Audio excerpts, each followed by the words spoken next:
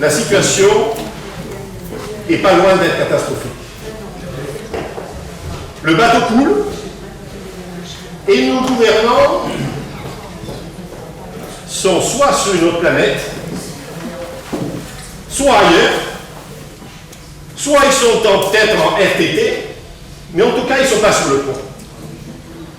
Et aujourd'hui, on a besoin de gouvernants qui soient sur le pont, de gouvernants qui soient à la manœuvre, de gouvernants qui réfléchissent, de gouvernants qui anticipent. Or, malheureusement, c'est bien deux choses que nos gouvernants ne connaissent pas, ou, dirais-je, ne connaissent plus. Et ce scénario, malheureusement, il vaut au niveau local, au niveau de la ville de Nice, de la métropole, il vaut au niveau de l'État, mais il vaut également au niveau de l'Union européenne. C'est même package, même mode opératoire et même scénario catastrophe. Quelques éléments sur chacun de ces étapes. Étape communale, étape étatique, étape européenne. L'actuel occupant de l'hôtel de ville est désormais depuis 3 mandats à la tête de cette ville. Il a pris la place de Jacques Perrat, un grand-maire. Un grand-maire qui a, je me suis exercé à calculer le nombre d'années électives que Jacques Perrat a eu. 52 ans d'années électives. Il a assuré tous les mandats. Conseiller municipal, conseiller général, conseiller régional, maire, président de la communauté d'agglomération, député, sénateur. 52 ans. Jamais personne n'a vraiment reconnu son travail. Et en cela, c'est choquant. Je suis choquant et je pense que vous partagez la même position que moi. Vous êtes choqués. Il a exercé une carrière professionnelle exemplaire. Il est resté 50 ans avocat. Est-ce qu'il a eu une quelconque reconnaissance? Non. Mais par contre, à la mairie, son successeur, qui, sans doute, avait la tête dans les étoiles et les chevilles qui ronflaient démesurément, s'est assuré de gouverner cette ville par une sorte de godille. Une fois à droite, une fois à gauche. Bref, vous savez tous que ceux qui ont navigué et qui pratiquent la godille, c'est parce qu'ils ne savent pas où aller. Ils ne savent pas où ils vont. Et c'est malheureusement la situation que nous vivons aujourd'hui à la mairie de Nice. Nous avons un maire qui est censé être à la manœuvre, qui n'est jamais là, ou qui est très peu là, qui passe sa vie ailleurs, à Paris essentiellement, où sa femme travaille, où sa fille est scolarisée. Mais est-ce que les Niçoises et les Niçois ont élu un maire par intérim? La réponse est non. Est-ce que le contrat moral qui avait été passé entre celui qui a été élu, légitimement, certes, et les Niçois est respecté? La réponse est non. Et au-delà de cette situation, il y a aussi une chose qui est totalement surréaliste, c'est cette absence de vision et cette incapacité de gestion. On revient à ce que je disais tout à l'heure. Aucune prévision, aucune anticipation, uniquement de la réaction. C'est un maire qui, depuis 3 mandats, a un bilan que je considère catastrophique. Catastrophique, et les exemples que je vais vous citer en attestent. Un tramway. Un tramway qu'il a voulu en souterrain parce qu'il n'a pas voulu faire un tramway en surface comme l'avait préparé Jacques Perrat. Un tramway qui a coûté près de 2 milliards d'euros. Un tramway qui n'était pas utile de faire passer en souterrain. C'est le caprice. C'est le caprice. Mais comme a été également un caprice surréaliste, irresponsable, de démolir. Et vous savez de quoi je vous parlais. De démolir et le palais Acropolis, le palais du Congrès et le théâtre de Nice. Deux équipements qui avaient été construits pour 100 ans. Deux équipements qui n'étaient même pas amortis. Deux équipements qui étaient considérés comme de beaux et bons équipements. Mais il les a démolis. Pour mettre 3 carrés de pelouse et 2 arbustes. C'est la fibre environnementale qui a dû jaillir. Mais ce maire qui n'a aucune vision avait pourtant sur son bureau, lorsqu'il est arrivé, deux dossiers importants, 2 dossiers sur lesquels Jacques Perras s'était battu et sur lesquels, s'il avait continué à se battre, solution aurait pu être trouvée. Jacques, je parle de 2 dossiers.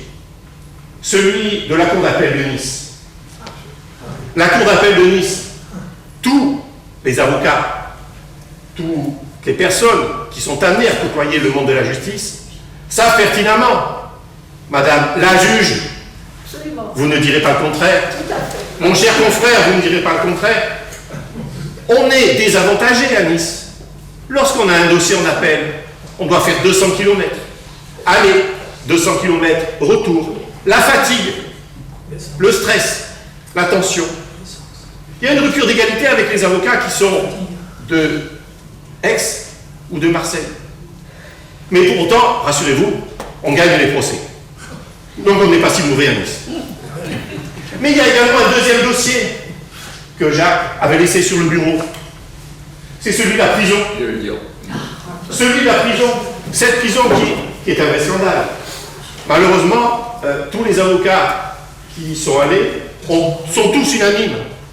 Cette prison, c'est une verrue.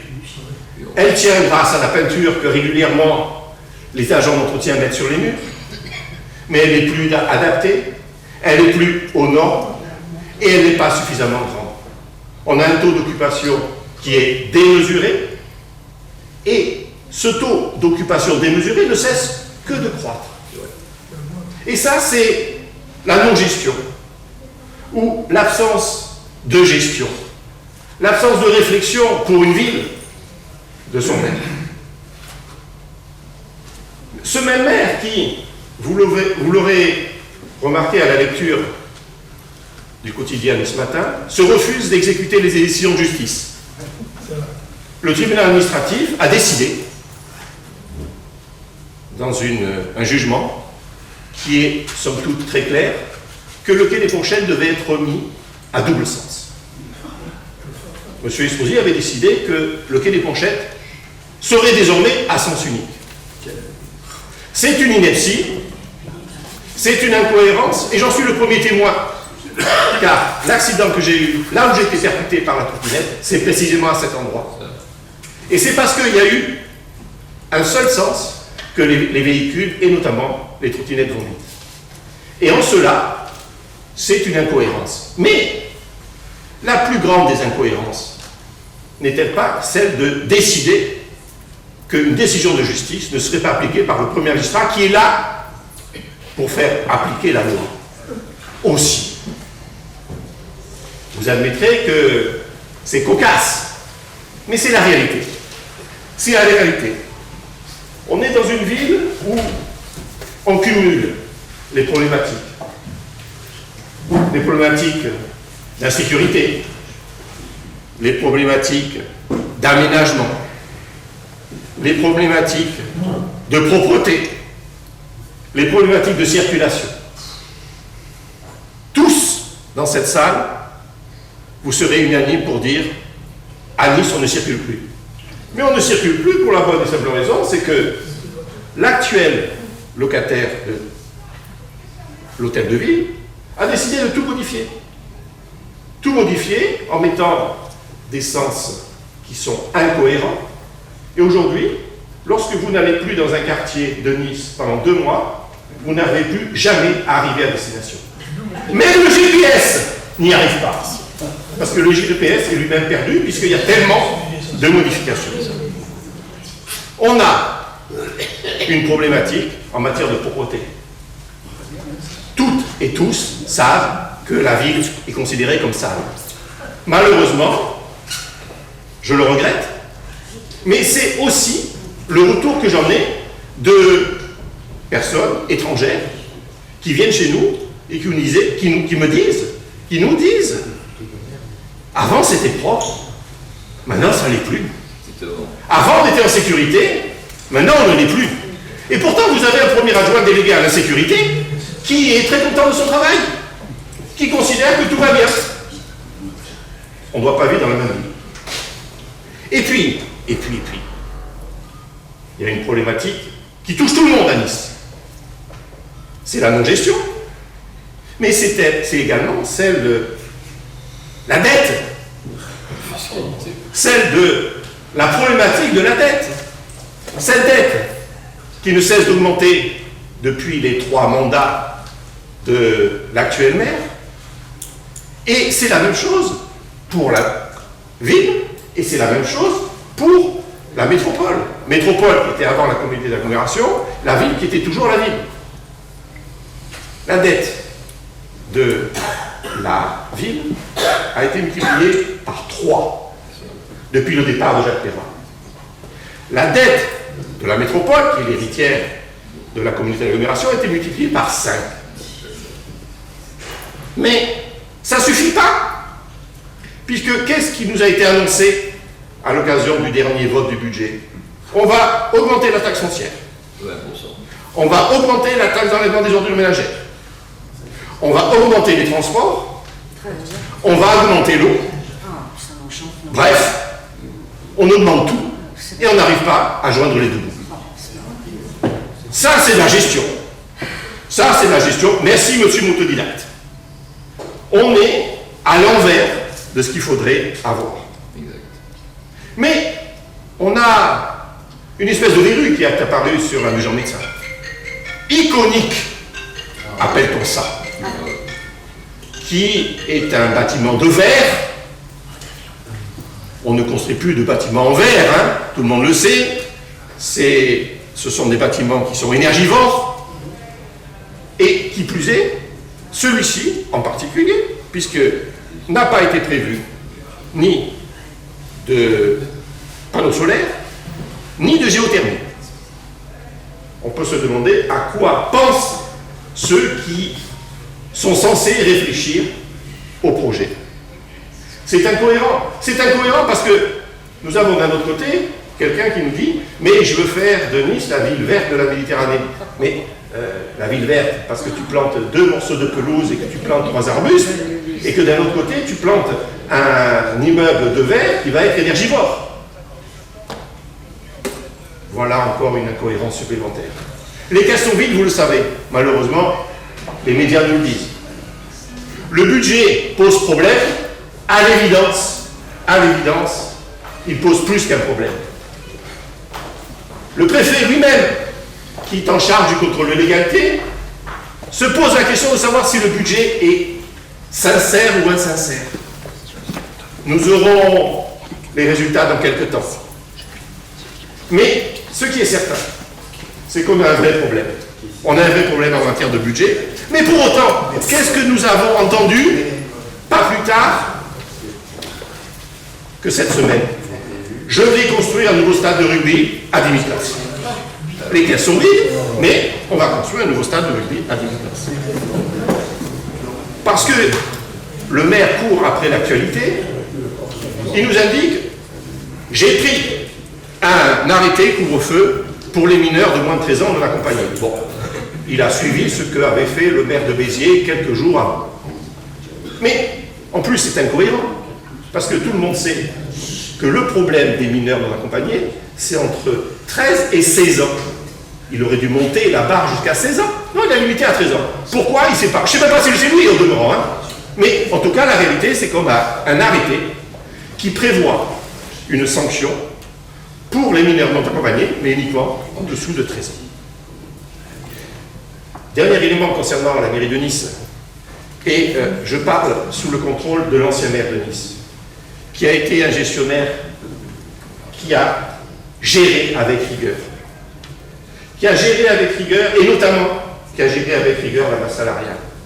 Aujourd'hui, on a une masse salariale qui explose à la mairie de Nice. On fait rentrer tous les copains et les coquins dans les services, au cabinet. Chargé de mission. Je vais vous poser une question. Est-ce que vous savez, aujourd'hui, quelle est la taille du cabinet du maire? Non. Colossal. Près de 200 personnes. C'est-à-dire 6 fois plus que lorsque Jacques Perrat était maire de Nice. Ces personnes, il faut les payer. On va les chercher par copinage, par intérêt, pour rendre service. On a de tout, hein. On a des anciens ministres, on a des anciens magistrats. On a de tout. Mais qu'est-ce qu'ils font? En tout cas, pas grand-chose, si on voit le résultat.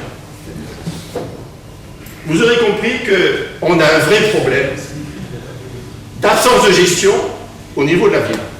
Mais ce problème d'absence de gestion est également au niveau de l'État. Souvenez-vous ce que disait Adolphe Thiers, qui était sans doute pas parfait, puisqu'il était avocat, mais qui était le premier président de la République, de la Troisième République. Gouverner, c'est prévoir. Prévoir, c'est anticiper. Depuis 7 ans, à la tête de l'État, on a manifestement une absence d'anticipation, une absence de prévision, et toujours des décisions dans la réaction.